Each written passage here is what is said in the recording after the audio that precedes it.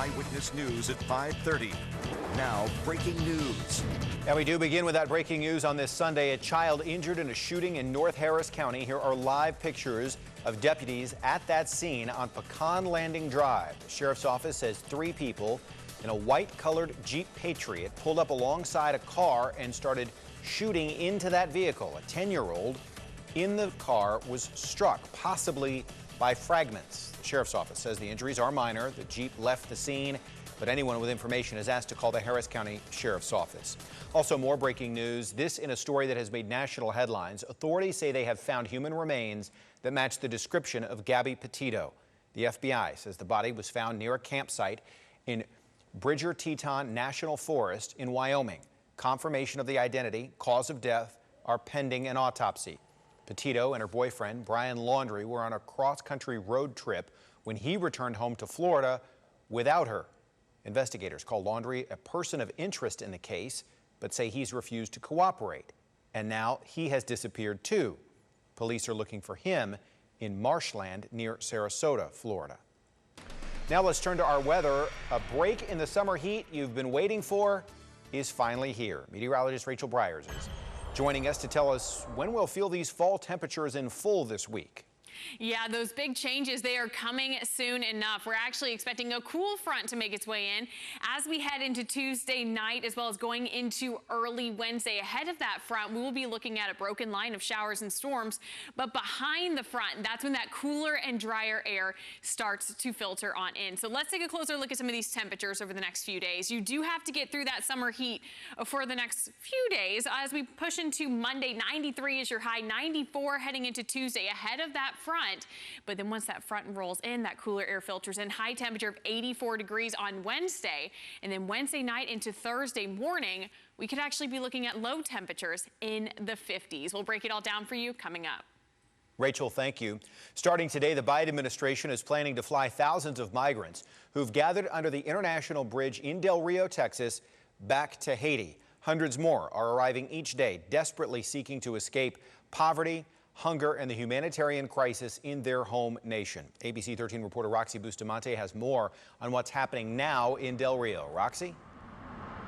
Tom, we know the first flights have already departed and more are scheduled this week, but there have been mixed reports on how many flights. Some saying 2 flights a day, all the way up to about 8 flights a day. Now, I spoke with a local advocate and also an immigration attorney who both believe that this is not the right solution.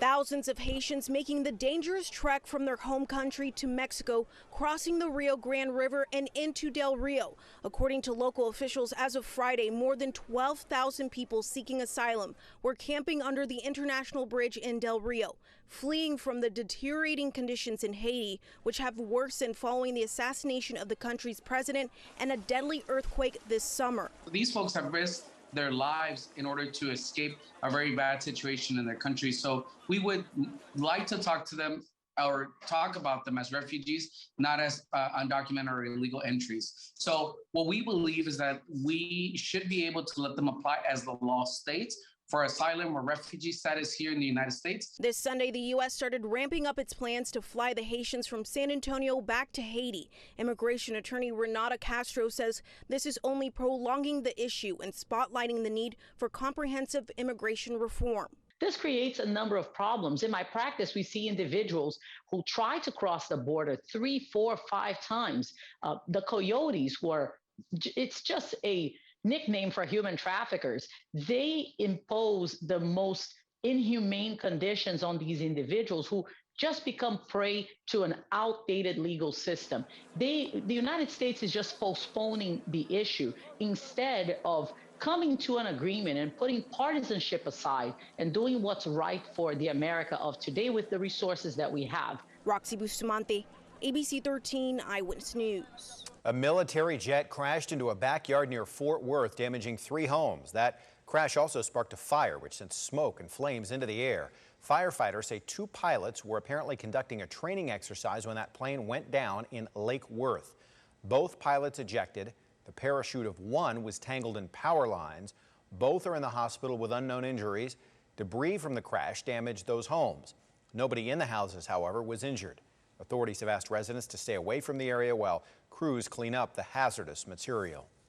A third special legislative session begins Monday in Austin, and its primary focus is redrawing the lines for the state's legislative and congressional seats. 2020 census data took longer than usual to process, and so there was not enough time to go through that lengthy ordeal during the legislature's regular session. Now Republicans and Democrats will argue over how best to draw the state's legislative districts in which Texas is getting 2 new congressional seats.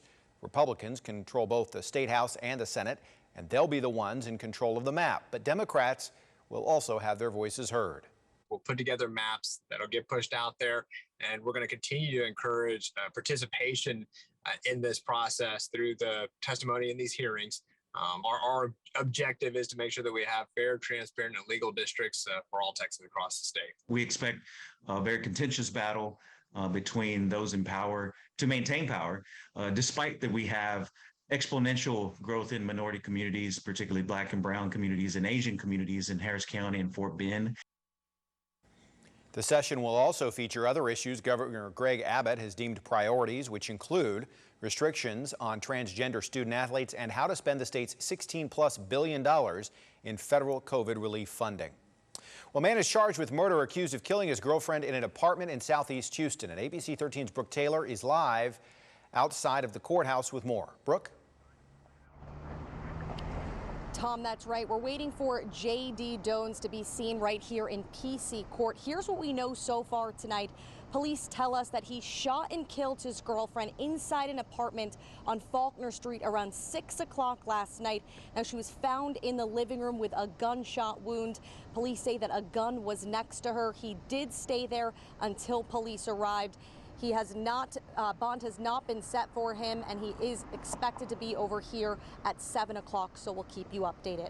We're live in downtown. I'm Brooke Taylor, ABC 13 Eyewitness News. Brooke, thank you for the live update from downtown. It was a violent night on Houston roads. Authorities are blaming intoxicated drivers for 2 deadly crashes. Houston police say a woman behind the wheel of a Mercury ran a red light, hit another car on Chimney Rock. A passenger in that Mercury was killed. 2 people in the other car critically hurt. Police say the driver of the Mercury will be charged with intoxication manslaughter. And in Northwest Harris County, deputies believe alcohol was a factor in a crash that mangled a car on FM 1960. 2 women in that car died, and the driver critically hurt too. Their car collided with a tow truck. That driver was not hurt. Today, the Houston Health Department offered vaccines and helped residents in need heading into the fall season. About 200 vaccines were available at CUNY homes. There was also a massive giveaway for the community there. Residents able to get groceries, water, personal care items, even beds.